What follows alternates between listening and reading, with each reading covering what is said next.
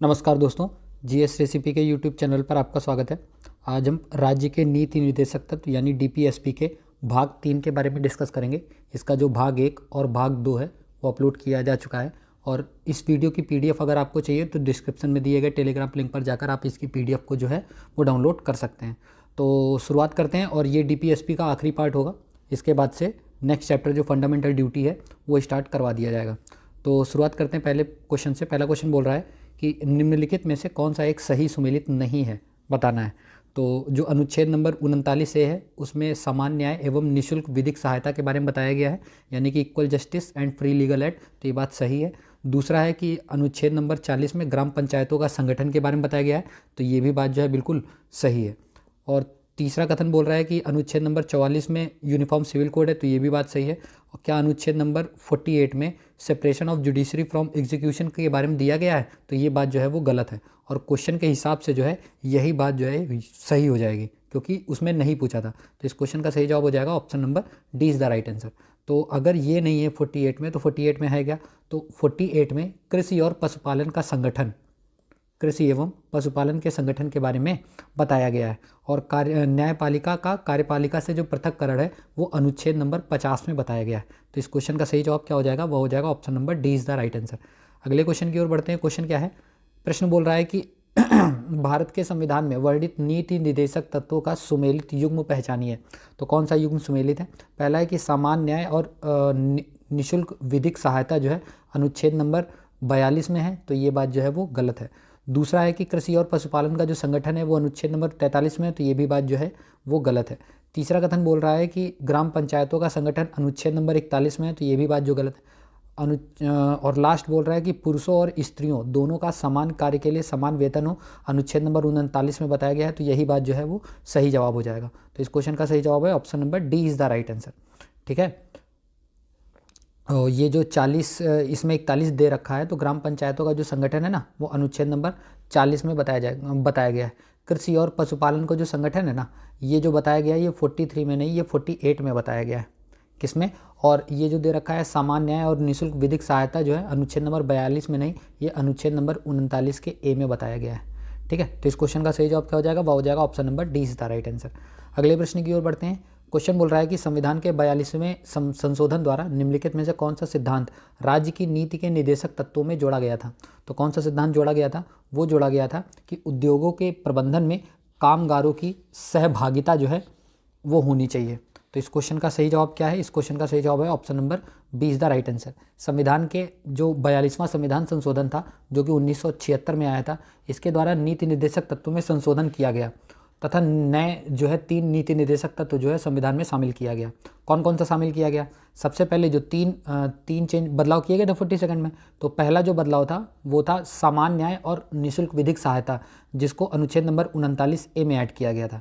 दूसरा संशोधन किया गया था उद्योगों के प्रबंध में कर्मकारों का भाग लेना, जो कि 43 ए में इसको मॉडिफाइड किया गया था।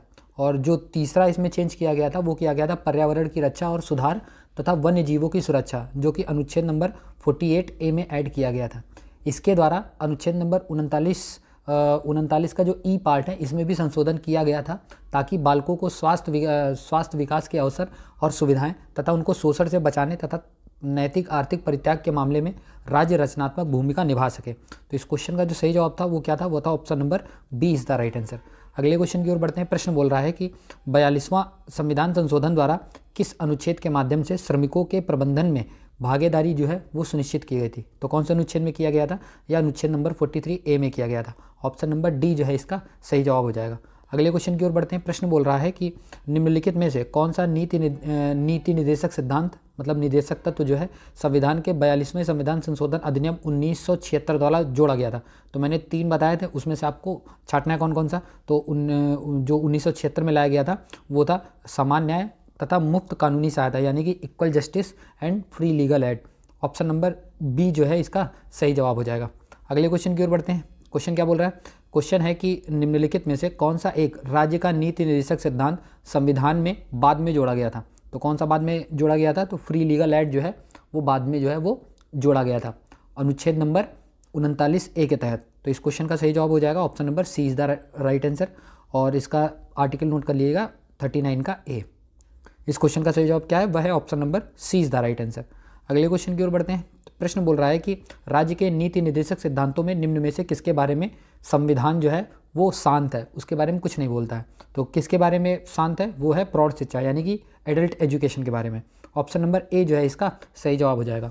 प्रौढ़ शिक्षा का जो उल्लेख है वो नीति निर्देशक सिद्धांतों में नहीं किया गया है, ठीक है। और ये जो दिया गया है कर्मकारों की निर्वाह मजदूरी, इसको अनुच्छेद नंबर 43 में बताया गया है। गरीबों को निःशुल्क विधिक सहायता जो है वो दिया गया है 39 के ए में। फिर उसके बाद बालकों को प्रारंभिक शिक्षा जब तक वह 6 वर्ष की आयु ना प्राप्त कर ले, ये बताया गया अनुच्छेद नंबर 45 में। तो इस क्वेश्चन का सही जवाब क्या है, वह है option number A is the right answer. अगले क्वेश्चन की ओर बढ़ते हैं। क्वेश्चन बोल रहा है कि निम्नलिखित में से राज्य के नीति निर्देशक सिद्धांतों के विषय की पहचान कीजिए। तो और इसका सही आपको जवाब बताना है। तो पहला प्रोहिबिशन ऑफ लिक्वर यानी कि मद्य निषेध के बारे में बताया गया है, हाँ ये बताया गया है। दूसरा है फैक्ट्रियों एवं खानों में बाल श्रम निषेध के बारे में बताया गया है, तो ये बात जो है वो गलत है। और तीसरा जो है वो बेगार अथवा बलात् श्रम निषेध के बारे में बताया गया है, तो ये भी बात गलत है। ये सब जो बताया गया है ना, ये सब फंडामेंटल राइट में बताया गया है। ये बोल रहा है इसमें राज्य के नीति निर्देशक तत्व, तो याद रखिएगा। प्रोहिबिटेशन ऑफ अनटचेबिलिटी, तो ये भी फंडामेंटल राइट का है, ये राज्य के डीपीएसपी नहीं है। तो इस क्वेश्चन का सही जवाब क्या हो जाएगा, वह हो जाएगा ऑप्शन नंबर सी जो है इसका सही जवाब हो जाएगा। संविधान के अनुच्छेद भाग 4 में अनुच्छेद नंबर 36 से लेके अनुच्छेद नंबर 51 तक डीपीएसपी के बारे में बताया गया है। अनुच्छेद नंबर 47 जो है, ये जो अनुच्छेद नंबर 47 है वो राज्य को निर्देशित करता है कि राज्य अपने लोगों के पोषाहार स्तर और जीवन स्तर को ऊंचा करने और राज्य विशिष्टतया मादक पेयों और स्वास्थ्य के लिए हानिकारक औषधियों के प्रयोग का मतलब हटाने का उनका प्रयास करेगा। जबकि जो अनुच्छेद नंबर 23 है, अनुच्छेद नंबर 23 जो है इसके अनुसार मानव का दुर्व्यापार और बेगार का प्रतिषेध के बारे में बताया गया है, मतलब ये तीसरे वाले में हो जाएगा। और अनुच्छेद नंबर 24 में कारखानों में बालकों के नियोजन का प्रतिषेध के बारे में बताया गया है, तो ये अनुच्छेद नंबर 24 में बताया गया है। और अनुच्छेद 17 में जो है वो अनटचेबिलिटी को हटाने के बारे में बताया गया है। तो इस क्वेश्चन का सही जवाब क्या था, वह था ऑप्शन नंबर सी इसका सही जवाब हो जाएगा। अगले प्रश्न की ओर बढ़ते हैं। क्वेश्चन बोल रहा है कि भारत के संविधान के अनुच्छेद 44 में दी गई समान नागरिक संहिता के बारे में निम्नलिखित में से कौन सा कथन सही नहीं है, आपको बताना है। तो इसमें कौन सा कथन सही नहीं है, वह हो जाएगा यह प्रत्येक भारतीय नागरिक का मूल अधिकार है। तो यही बात जो है वो गलत है, ये मूल अधिकार नहीं है, ये डीपीएसपी है। बाकी सब देख लेते हैं। भारत के पूरे राज्य क्षेत्र में नागरिकों के लिए इसे सुनिश्चित करने हेतु राज्य प्रयास करेगा, लागू नहीं करेगा, प्रयास करेगा, तो ये बात बिल्कुल सही है। अगला, यह किसी न्यायालय द्वारा परिवर्तनीय नहीं है, क्योंकि डीपीएसपी परिवर्तनीय नहीं होता है, तो ये भी बात सही हो जाएगी। अगला, यह न्यायालय द्वारा परिवर्तनीय नहीं है, तब भी संविधान की अपेक्षा है कि सिद्धांत के तौर पर यह हमारे देश के शासन में मूलभूत हो, तो ये भी बात बिल्कुल सही है।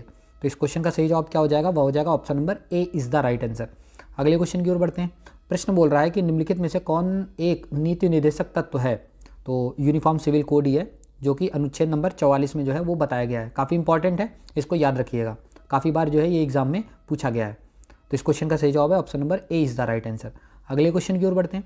क्वेश्चन बोल रहा है कि नागरिकों के लिए समान सिविल संहिता का प्रावधान जो है वो प्रदत्त किया गया है भारतीय संविधान के कौन से भाग में। तो ये जो बताया गया है वो अनुच्छेद नंबर 44 में बताया गया है। ऑप्शन नंबर डी जो है इसका सही जवाब हो जाएगा। अगले क्वेश्चन की ओर बढ़ते हैं। प्रश्न बोल रहा है कि निम्नलिखित में से कौन सा एक राज्य के नीति निर्देशक सिद्धांत में सम्मिलित है। तो कौन सा डीपीएसपी में शामिल है, वह है राज्य देश के पर्यावरण के संरक्षण तथा संवर्धन का प्रयास करेगा। तो यही बात जो है वो बिल्कुल सही बात है। ऑप्शन नंबर ए जो है इसका सही जवाब हो जाएगा। और यह जो बताया गया कौन से अनुच्छेद में बताया गया है, यह जो बताया गया है वह अनुच्छेद नंबर 48 के सब सेक्शन ए में बताया गया है। तो इस क्वेश्चन का सही जवाब हो जाएगा option number A is the right answer. बाकी सब जो है वो नहीं बताया गया है। अगला क्वेश्चन है कि निम्नलिखित में से कौन सा विषय ऐसा है जिसे मूल कर्तव्य और राज्य के नीति निर्देशक तत्वों दोनों में स्थान मिला है। तो ऐसा कौन सा है, वो है पर्यावरण, वन और वन्यजीव की रक्षा तथा अभिवृद्धि के बारे में दोनों में स्थान मिला है। इसको मूल कर्तव्य में भी इसको बताया गया है और राज्य के नीति निर्देशक तत्व में भी इसको बताया गया है। ऑप्शन नंबर बी जो है इसका सही जवाब हो जाएगा। अगले क्वेश्चन की ओर बढ़ते हैं।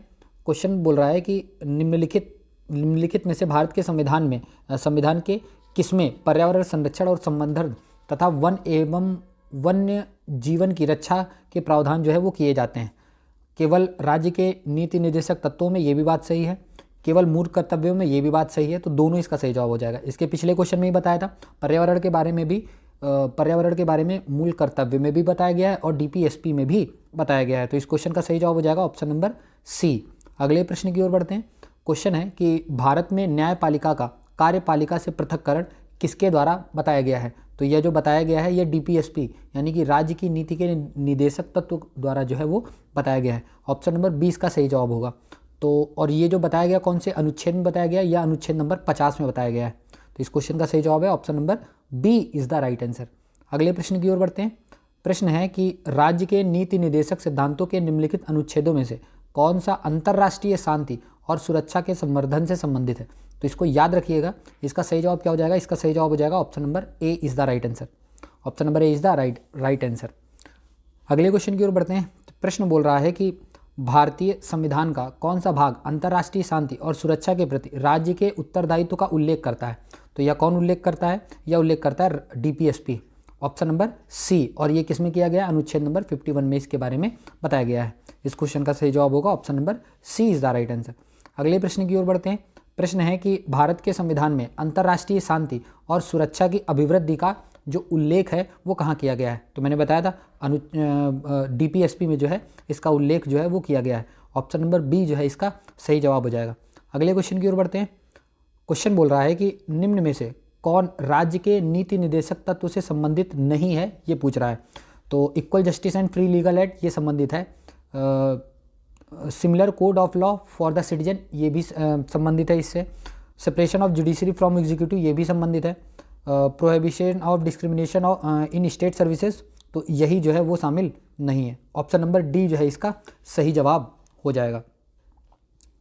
अगले क्वेश्चन की ओर बढ़ते हैं। क्वेश्चन बोल रहा है कि निम्नलिखित में से कौन एक राज्य के नीति निदेशक तत्वों में सम्मिलित नहीं है। कौन सा सम्मिलित नहीं है, तो इसका सही जवाब हो जाएगा धर्म को अबाध रूप से मानने, आचरण तथा प्रचार की स्वतंत्रता जो है इसके बारे में नहीं बताया गया है। ऑप्शन नंबर ए जो है इसका सही जवाब हो जाएगा। यह मौलिक अधिकार है, यह फंडामेंटल राइट है, ये डीपीएसपी में नहीं है। बाकी ये जो तीनों हैं ये डीपीएसपी में शामिल हैं। तो इस क्वेश्चन का सही जवाब क्या होगा, वो होगा option number A is the right answer. अगले क्वेश्चन की ओर बढ़ते हैं। प्रश्न है कि इनमें से कौन राज्य के नीति निर्देशक सिद्धांतों यानी डीपीएसपी में सम्मिलित नहीं है, आपको बताना है। मद्य निषेध ये है, राइट टू वर्क ये भी शामिल है, इसमें पूछ रहा है कौन सा शामिल नहीं है। Equal pay for equal work ये भी शामिल है। राइट टू इन्फॉर्मेशन जो है ना ये डीपीएसपी में नहीं है। तो ये डीपीएसपी में नहीं है तो यह है किसमें, यह एक विधिक अधिकार है। कौन सा, यह एक विधिक अधिकार है। हालांकि सर्वोच्च न्यायालय ने अपनी व्याख्या के तहत सूचना के अधिकार को अनुच्छेद नंबर 19 के सब क्लॉज ए में के उसका पार्ट ए में निहित माना है, जबकि मद्य निषेध जो ऊपर दे रखा था वो article number 47, right to work जो है वो अनुच्छेद नंबर 41 और समान कार्य हेतु समान वेतन जो है वो अनुच्छेद नंबर 39 के डी में जो है वो बताया गया है। तो इस क्वेश्चन का जो सही जवाब है वो क्या है, वह है option number D is the right answer. अगले प्रश्न की ओर बढ़ते हैं। प्रश्न है कि संविधान का कौन सा संशोधन यह प्रावधानित करता है कि कोई कानून जो राज्य के उन नीति निदेशक सिद्धांतों को जो अनुच्छेद 39 बी तथा सी में वर्णित है प्रभावी बनाने हेतु पारित किया जाए, इस कारण से निरस्त नहीं किया जाएगा कि वह अनुच्छेद 14 और 19 में प्रदत्त अधिकारों को सीमित करता है। तो यह कौन से अमेंडमेंट में ये बात जो है बोली गई थी, यह बोली गई थी 25th अमेंडमेंट में बोला गया था। ऑप्शन नंबर ए जो है इसका सही जवाब हो जाएगा। संविधान को जो 25वां संविधान संशोधन अधिनियम 1971 में जो आया था, इसमें अनुच्छेद 31 का सी के अंतर्गत प्रावधान किया गया कि यदि अनुच्छेद 39 बी और 39 सी में निहित निदेशक सिद्धांतों को प्रभावी करने के लिए कोई कानून जो है वो अगर पारित किया जाता है तो ऐसा कानून इस आधार पर शून्य नहीं माना जाएगा कि वह अनुच्छेद 14 और अनुच्छेद 19 का उल्लंघन करता है या उसमें प्रदत्त अधिकारों को सीमित करता है। ठीक है, तो इस क्वेश्चन का जो सही जवाब है वो क्या है, वह है option number A is the right answer. अगले प्रश्न की ओर बढ़ते हैं। क्वेश्चन है कि कौन सा नीति निर्देशक तत्व 44वें संविधान संशोधन द्वारा जोड़ा गया था। तो कौन सा तत्व है जो जोड़ा गया था, वह जोड़ा गया था व्यक्तियों और समूहों के बीच आय की, प्रतिष्ठा की, सुविधाओं की और अवसरों की असमानता को समाप्त करने का प्रयास करना। यह जो है संविधान संशोधन 44वें में जो है ये बताया गया था। ऑप्शन नंबर ए जो है इसका सही जवाब हो जाएगा। और ये आया कब था, ये आया था 1978 में। इस क्वेश्चन का सही जवाब होगा option number A is the right answer. अगले प्रश्न की ओर बढ़ते हैं। क्वेश्चन बोल रहा है कि भारत के संविधान का अनुच्छेद 46 किनके शैक्षिक और आर्थिक हितों के प्रोत्साहन का उल्लेख करता है। तो किनका उल्लेख करता है, ये अनुसूचित जातियों, अनुसूचित जनजातियों तथा अन्य कमज़ोर वर्गों के बारे में जो है ये बताता है। ऑप्शन नंबर बी जो है इसका सही जवाब हो जाएगा। और आज का और डीपीएसपी का अंतिम प्रश्न डिस्कस करते हैं। लास्ट क्वेश्चन बोल रहा है कि निम्नलिखित में से कौन सा राज्य के नीति निर्देशक तत्वों का एक हिस्सा नहीं है, ये पूछ रहा है। तो यूनिफॉर्म सिविल कोड है, ये सबको पता है। Separation of judiciary from executive, ये भी है, सबको पता है। Duty of the state to raise the level of nutrition and standard of living, ये भी सबको पता है। और लास्ट वाला जो है ना, ये डीपीएसपी में नहीं है। Promotion of scientific temper, humanity and the spirit of inquiry and reform, यानी कि वैज्ञानिक मनोदशा यानी कि स्वभाव, इंसानियत का उन्नयन तथा अन्वेषण यानी कि जिज्ञासा और सुधार की भावना, ये जो है ये नहीं बताया गया है। ऑप्शन नंबर डी जो है इसका सही जवाब हो जाएगा। तो ये जो सीरीज चल रही है कैसी लग रही है आपको, प्लीज़ कमेंट सेक्शन में लिख के बताइए और वीडियो को लाइक करिए और चैनल को सब्सक्राइब करिए। धन्यवाद।